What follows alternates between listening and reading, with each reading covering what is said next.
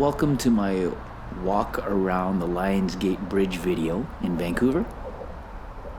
We don't go all the way across the bridge. We go about midway and check out some of the sights from there. A little bit later on in this video, I will share a kind of an amusing story of the bridge, or it's more of what not to do if you're ever on the bridge. But hey, it's a free country. If you want to give this a shot, you go right ahead. Hope you enjoy.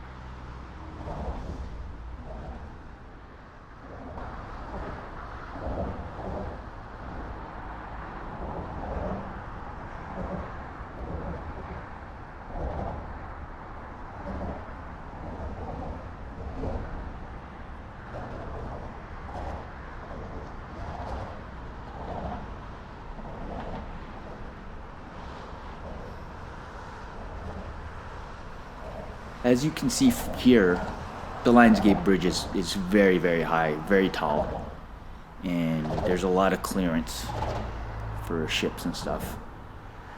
Vancouver has cruise ships that pass underneath the Lionsgate Bridge to get into close to the Canada Place area in order to dock to let passengers on and off. In one of my other videos, the Cole Harbour video, I think you actually see one of the cruise ships dock there, so if you want to check that out. About 15 years ago, there was a guy who, I guess he was an aspiring stuntman, and he decided he was going to pull a stunt off the Lionsgate Bridge. And his idea was to hook himself up to a bungee cord, wait on the top of the bridge here until a cruise ship passed underneath, and just jump. And I guess his idea was he'd bungee jump, calculate it all out, bungee jump, and land safely on top of the top deck of the cruise ship. So he waited, and he did do it. He hooked himself up to a bungee cord, jumped, but I guess he didn't quite, he didn't calculate it perfectly, because I guess the top of this particular cruise ship had a tennis court on it. And I guess people were playing tennis or whatnot. And anyhow, he jumped off the bridge, and he didn't take into consideration how much of a stretch there is on a bungee cord. So he actually bounced his head off the deck of the tennis court a couple of times. And of course, people just sitting there watching how this guy hammered himself off the deck. The cruise ship didn't stop. It kept going. And he was left there hanging under the bridge, and he got rescued a little bit later. I'm laughing about it, but he wasn't actually hurt from my understanding. He actually got handcuffed and arrested when they did go to rescue him. Didn't end up in hospital or anything like that, so he lucked out. But that's, I don't know if this guy actually did succeed in becoming a stuntman anywhere. Hopefully, if he is doing stunts somewhere in Hollywood or wherever, he's calculating things out a little bit. He's just doing better. No more ill-fated stunts for him, hopefully. So hopefully he's made it. But yeah, this particular stunt didn't work out for him. And if you're ever on the Lionsgate Bridge and you're tempted to do something like that, it's probably not a good idea.